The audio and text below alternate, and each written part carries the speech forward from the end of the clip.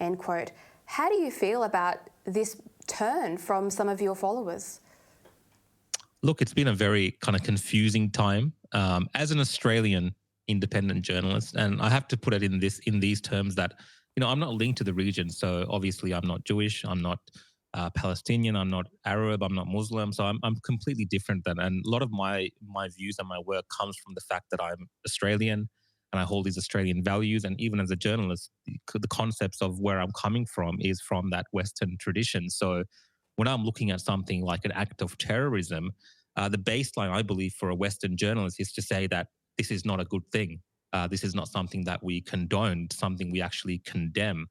And coming from that baseline, I think is normal. It's not something that should be admonished, or people should not be afraid to have that baseline view, because that is the country that we live in, and we don't respect acts of terrorism.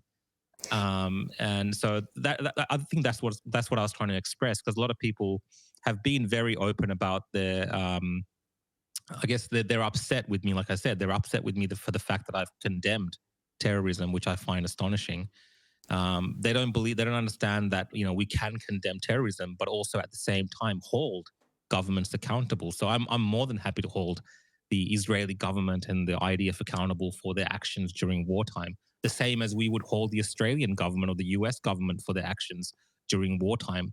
That is a part of our tradition of holding institutions and governments accountable. But by doing that, that does not mean that I would be more trusting of a terrorist organization like Hamas. And that is the distinction I'm trying to tell people, that if you don't trust the government, don't then turn around to me and tell me that you trust the propaganda coming from Hamas. I mean, you have to see that that sounds absurd.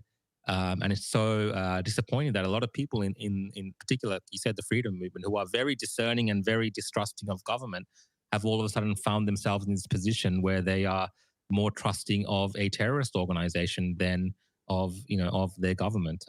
And that there's a lot of reasons for that. Sometimes I don't blame people, because our government has been very not the best government when it comes to the way that they just give information to the public and how they've been secretive during COVID. I understand all of that, but we have to also look at the fact that terrorist organizations like Hamas